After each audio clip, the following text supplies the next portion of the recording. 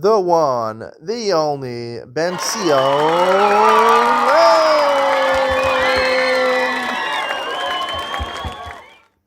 Good morning and welcome to Yeshiva YouTube, Iyun. Today we're doing Pesachim, Perek Tet, Mishnah Iyun Yud Aleph. Basically, it's the same halacha, which explains both Mishnah Yud and Yud Aleph. It's talking about Korban Pesach that get mixed up.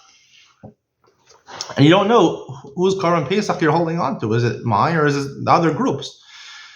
So you have to do some sort of Tanai stipulation. You send one person to the other, one agent from your group to the other group. They send an agent to your group. And basically you're making some sort of stipulation where whoever it is, there's always people. It always has to be people that are registered on the Korban Pesach. You can't go for 1 second. That's why Mishnah Yud Aleph says if there's only one person, two people, each own one Korban Pesach. So if they make a stipulation and say, I'll join your Korban Pesach no matter what, so then there's no one on their Korban Pesach. So you have to go to the shuk, you have to go to the marketplace and take a third and fourth person and have Levi and Yehuda be registered on the other two Karbanos. So therefore, even though you withdraw your hands from one, there's still Levi or Yehuda to be on that Korban Pesach. Because the halacha is you have to have, always have to have, once your makdish down as Korban Pesach, it has to have someone who's designated to eat the Korban Pesach. The idea of having a chabura of Korban Pesach, that you have to mamana al Korban Pesach, register names for the Korban Pesach, is obviously for the achila, right? We talked about many times. You have to register only people that can eat a kazayas and basar. Someone who's a chol or a zaken, they can't eat kazayas basar, cannot be registered on Korban Pesach. You need someone who's eligible to eat a kazayas basar, registered on Korban Pesach. Now, eating and part of a chabura, we mentioned, it's more derech eretz, it's more freedom, it's more enjoyable to eat with a group. So the whole concept of registering people on a Korban Pesach is to designate them for the eating of the Korban Pesach. Like we talked about yesterday, there's two parts of the Korban Pesach. There's the Hakravas Korban Pesach, which is symbolized by the Zrikas Hadam. And then there's the Korban Pesach, the Achilas Korban Pesach. And that critical point is really the Shechita, because the Shechita, a kosher Shechita, allows you to eat the Korban Pesach, right? So that's why the halacha is that we paskin that you can remove yourself being registered from Korban Pesach up until the Shechita. Once the Shechita happens, I can't unregister myself from the Korban Pesach. And if I didn't register, I can register up until the Shechita. Once the Shechita happens, I can't register on the Korban Pesach. Because the Shechita is a critical point in terms of being able to eat it. Because being registered on the Korban Pesach is totally in the Achila.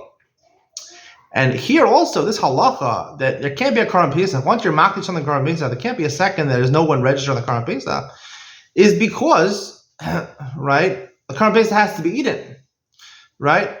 In order, a korban doesn't necessarily have to have owners, right? There's a lot of korbanos that are brought by the Beis HaMikdash, korban Talmidim, they're brought by all of Klal Yisrael.